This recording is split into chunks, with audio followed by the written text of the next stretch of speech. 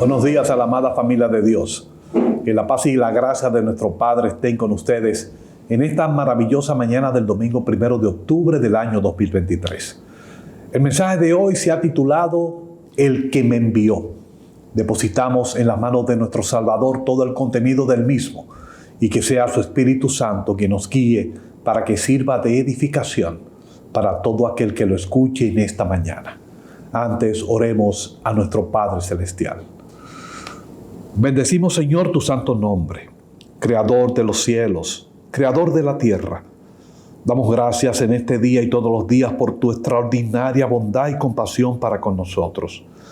Gracias por ser nuestra fortaleza, nuestra luz, nuestra salvación. Gracias porque en los secretos de tu presencia me libras de mis luchas y me libras de mis angustias. A ti la gloria y la honra por siempre. Oramos en el nombre poderoso de tu Hijo Jesús. Amén, amén y amén. La frase "el que me envió" brilla con toda luz durante todo el Nuevo Testamento. Jesús la utilizó en franca referencia a su Padre en por lo menos 22 ocasiones. En el momento en que el Padre decidió enviar a Jesús a la tierra, no lo hizo como un plan de último minuto o como un plan B que había fallado. Este plan había sido preparado desde la eternidad. Este se había planificado por la misma Santísima Trinidad y antecedió totalmente a los pactos de Adán, de Noé, al de Abraham que siguió manifiesto en Isaac y Jacob. Inclusive fue establecido mucho antes que el pacto con Moisés, el cual podemos encontrar en el libro de Éxodo en sus capítulos 20 al 23. Dios había preparado un plan desde la eternidad, anticipando la terrible caída en el paraíso después de su creación. Dentro del proceso de las Escrituras no encontrará de manera explícita lo que es el plan de redención. Para poder visualizarlo, tiene que verlo dentro de lo que es la vida misma de Dios y su propósito del amor hacia los seres humanos. Es solo con el discernir del Nuevo Testamento donde podrá comprender la misión y el propósito de la obra de Jesús. Estos hechos reafirmarán que el plan de redención fue trazado desde el principio. Este pacto fue algo que nunca comprendieron los fariseos y los escribas. Por lo tanto, prácticamente los debates que se manifestaban entre ellos y Jesús se debían al cuestionamiento de su origen y de su autoridad.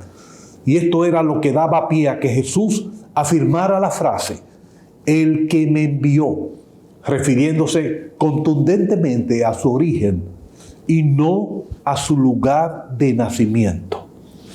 Este pacto de redención pudiese responder a nuestra inquietud y a la pregunta de que ¿qué hacía Dios antes de la creación del mundo? La respuesta, a mi parecer, era que Él había estado preparando a su Hijo para establecer este plan para toda la humanidad. El que me envió implicaba que Jesús había sido trasladado desde la gloria hacia la humanidad. Por lo tanto, Jesús fue el primer misionero en la historia de la humanidad.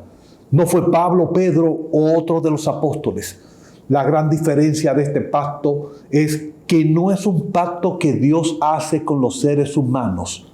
Es algo que Él hace en sí mismo y que fue formado dentro del mismo interior de la Santísima Trinidad.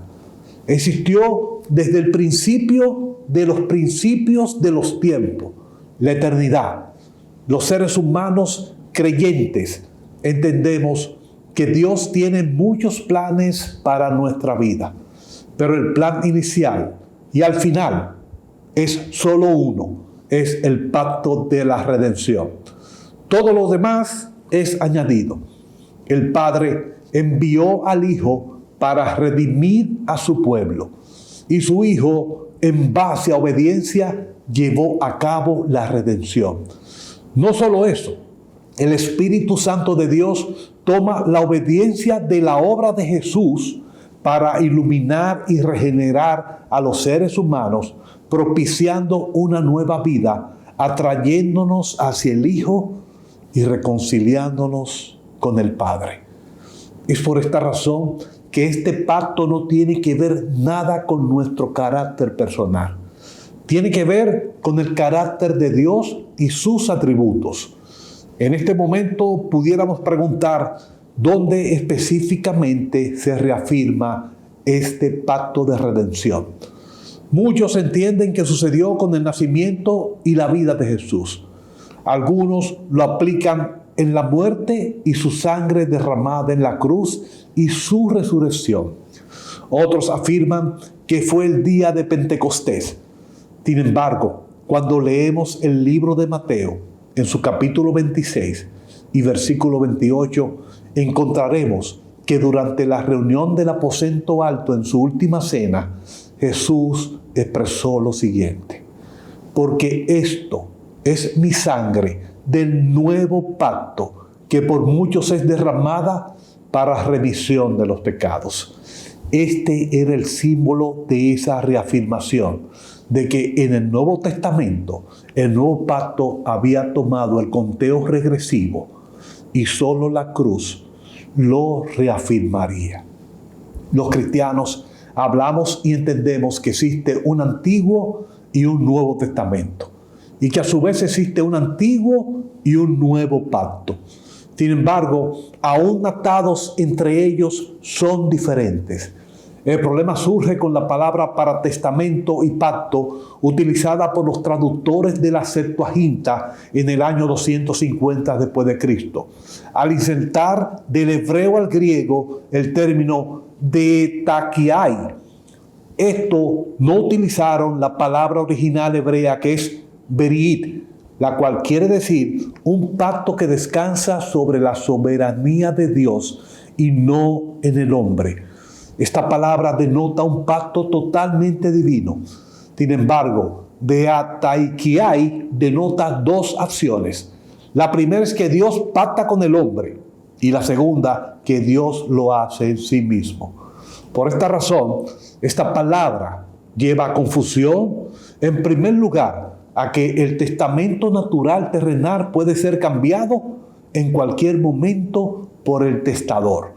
Pero por el contrario, el testamento de Dios es inmutable y firme.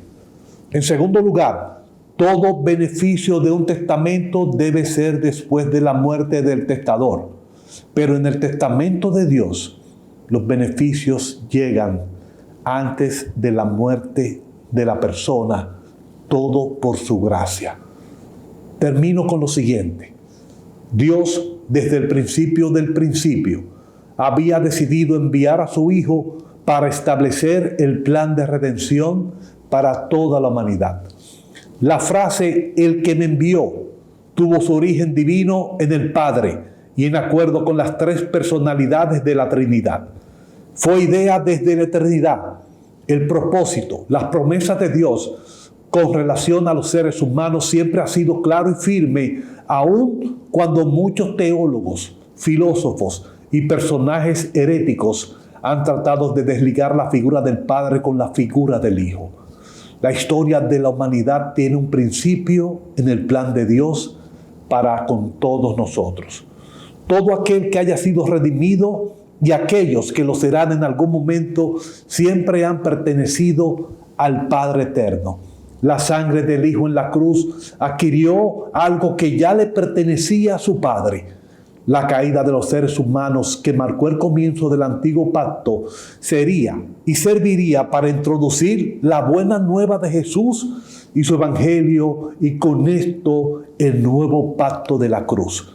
La gloriosa llegada del Hijo del Hombre, cuyo Padre envió, se ha manifestado con gracia, misericordia, bondad y compasión para poder rescatarnos de la oscuridad y llevarnos a su maravillosa luz admirable.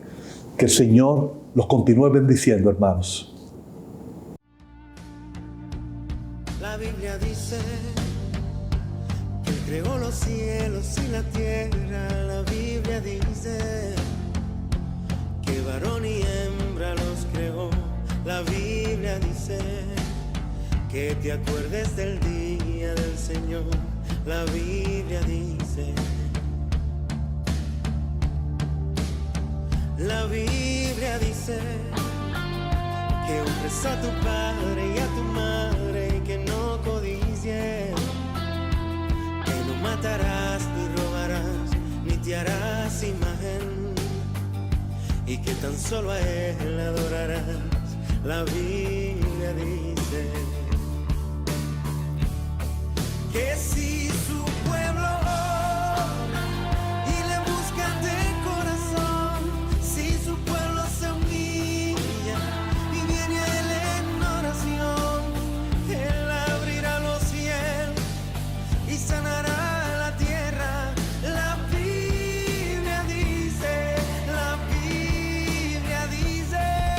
que si nos amamos de todo corazón y si nos perdonamos como él nos perdonó, él abrirá los cielos y sanará la tierra. La Biblia dice,